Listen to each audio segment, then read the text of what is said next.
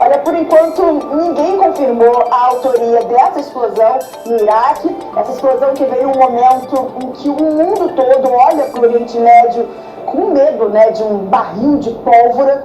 E a gente tem imagens que mostram o fogo e a movimentação logo após a explosão desta madrugada. Foi numa antiga base dos Estados Unidos, atualmente administrada pelas Forças de Mobilização Popular, que é um grupo de milícias armadas aliadas ao Irã. Primeiro, oficiais dessas milícias afirmaram que a explosão foi provocada por um ataque aéreo e culparam os Estados Unidos, que negaram. Depois, as Forças Armadas do Iraque disseram que a defesa aérea do país não detectou qualquer drone ou avião sobrevoando o local. Essa misteriosa explosão vem em meio a essa tensão no Oriente Médio. O vizinho Irã minimizou que teria sido um ataque de Israel ontem, aumentando a esperança de que a escalada tenha terminado por aí.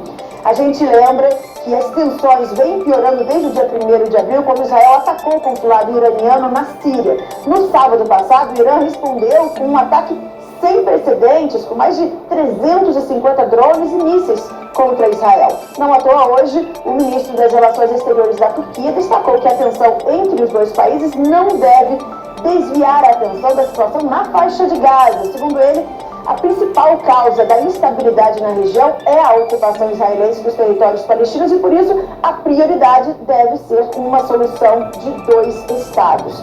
Enquanto isso, as preocupações com outro território palestino, a Cisjordânia, só aumentam.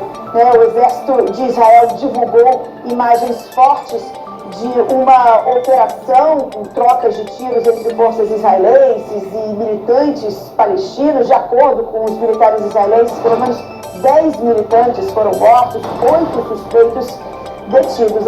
A agência de notícias Reuters não conseguiu confirmar de forma independente a data e o local dessa gravação. O que fica claro pra gente, né, é que a violência segue cada vez mais presente ali em toda essa região.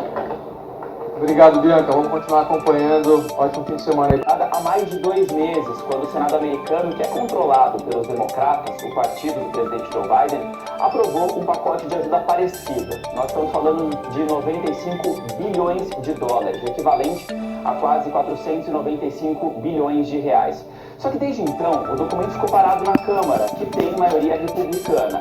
A área mais conservadora da casa não quer que os Estados Unidos continuem enviando dinheiro à Ucrânia. Eles defendem, por exemplo, que o dinheiro seja usado para resolver problemas internos, como o controle da fronteira dos Estados Unidos.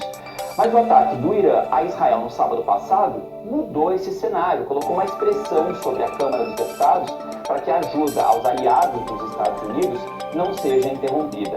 Temendo a reação do Partido Republicano, o presidente da Câmara, Mike Johnson, decidiu fragmentar o pacote e votar individualmente cada ajuda. Isso inclui 61 bilhões de dólares para a Ucrânia, 26 bilhões. Gente, consiga votar. O processo vai ter 7 fases ao longo de 6 semanas e só termina no dia 1º de junho. Os resultados são esperados para o dia 4 de junho. As pesquisas de opinião na Índia apontam uma ampla vitória do partido BJP, que é o Partido do Povo Indiano, do primeiro-ministro Narendra Modi. Se ele vencer, vai então para o 3º mandato. Nos 10 anos em que Modi está no poder, ele fez uma grande mudança na política da Índia. A Índia é um país secular, com essa garantia na Constituição e proteção a todas as diversas religiões. Mas Narendra Modi, ele tem uma agenda nacionalista hindu e privilegia essa parcela da população em relação às outras minorias, especialmente os muçulmanos. Aqui no Brasil, a Justiça Eleitoral está fazendo mutirões em diversas cidades para emitir documentos para a população em situação de rua. Na vinda de Minas Gerais para Cuiabá, seu João, de 81 anos, perdeu o título de eleitor. Hoje, ele foi um dos primeiros a chegar no mutirão. Como cidadão brasileiro, e você também como cidadão brasileiro também, nós temos que cumprir com nossa obrigação. Também foi a consciência sobre a importância de votar que trouxe Robson aqui. Há 2 meses roubaram a mochila dele e o título de eleitor estava dentro. Eu estava em situação de rua, né? Procurei aqui na Alencastro, em frente do batalhão, ser um lugar mais seguro para dormir. Só que a gente dorme, né? coisa, acordei, cadê a mochila? Cadê meus documentos? Cuiabá tem cerca de 1.000 pessoas em situação de rua, segundo um levantamento do município. Hoje, essa unidade móvel da Justiça Eleitoral estacionou aqui no centro da cidade para atender pelo menos 150 pessoas. Para facilitar mais, equipes circularam por pontos de concentração dessa população e trouxeram até aqui quem precisa do documento. Ela não tem um despertador para acordar para vir. Elas também não têm muito acesso a ônibus, passe de ônibus e tal.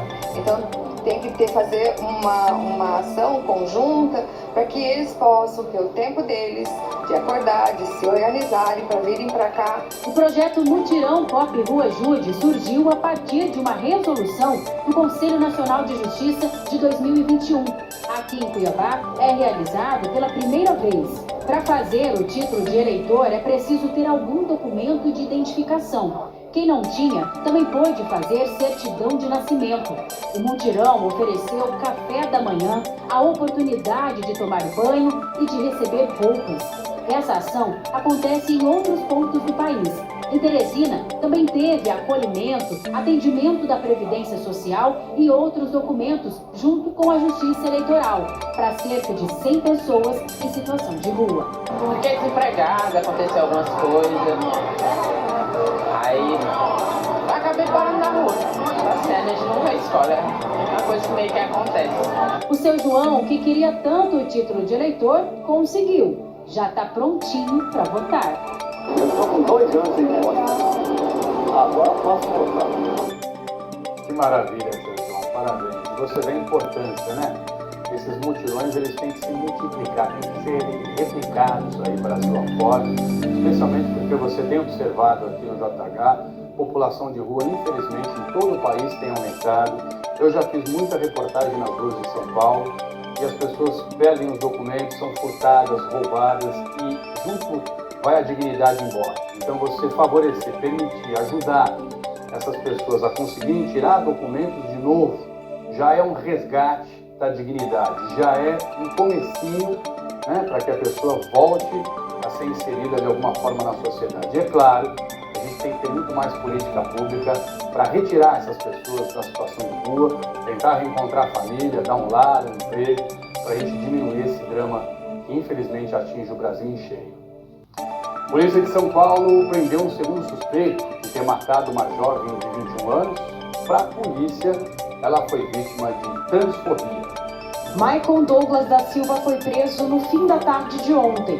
Ele estava em casa, perto de onde o crime aconteceu. Segundo o Departamento de Homicídios de São Paulo, ele é suspeito de ter assassinado Daniele de Miranda Alves. O crime foi no último sábado, nesta avenida da Zona Sul de São Paulo. Estas imagens mostram Daniele e uma amiga em frente a um bar com um grupo de pessoas, pouco antes do crime.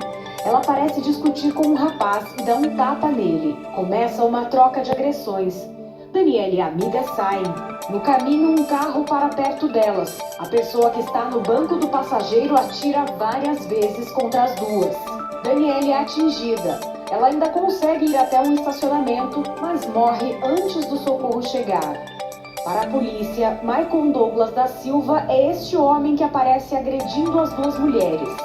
Logo após o crime, os policiais prenderam Breno Fernandes Silva. Segundo a polícia, era ele que estava dirigindo o carro de onde partiram os tiros. Já Maicon é suspeito de ter disparado várias vezes contra Daniele e a amiga. Para a delegada Ivalda Aleixo, que investiga o caso, Daniele foi vítima de transfobia. Pelo que nós apuramos, tem essa discussão, essa briga, é quando ela diz que ela é uma mulher transexual. E aí é que ele, então, sai do carro, tem agressões, discussões. Até aquele momento estava tudo bem. Então, quando ela fala, eu sou uma mulher trans, então a solução que ele entendeu, ou que eles entenderam, era que tinha que matá-las. A mãe de Daniele disse que espera que os culpados sejam responsabilizados pelo crime. Que a justiça, entendeu, faça a condenação desses responsáveis, desses monstros, entendeu? Ela era a razão do meu viver, ela era o amor da minha vida. Agora eu não sei nem o que eu faço mais, Senhor. Les pistes de l'aéroport de Dubaï totalement inondées. Les avions obligés de se frayer un chemin au milieu des eaux de pluie. l'aéroport, l'un des plus fréquentés au monde, a dû suspendre l'arrivée des vols hier soir pendant 2 heures. Ce matin, l'activité était encore perturbée. D'impressionnants orages la nuit dans la mégapole émirati. C'est la réalité. J'ai jamais vu autant d'éclairs de ma vie. C'est fou. Dans ce pays en grande partie désertique, il est tombé en 24 heures l'équivalent de 2 années de pluie par endroit. Certaines rues à Dubaï ont pris des allures de rivière, de nombreuses voitures piégées par la montée des eaux. Des centres commerciaux ont également été inondés. Waouh, bienvenue dans le mall de Dubaï. Ça monte. Mais qu'est-ce qui se passe? À Dubaï, les écoles ont été fermées pendant 2 jours et les autorités ont exhorté les habitants à éviter à tout prix les zones inondées. D'autres pays du Golfe ont été touchés par ces pluies diluviennes. À Oman, 18 personnes ont perdu la vie avant-hier, leurs véhicules emportés par des crues exceptionnelles. Pas de victimes, heureusement, à Dubaï où le soleil était de retour ce matin. De nouvelles précipitations sont annoncées pour la fin de l'après-midi.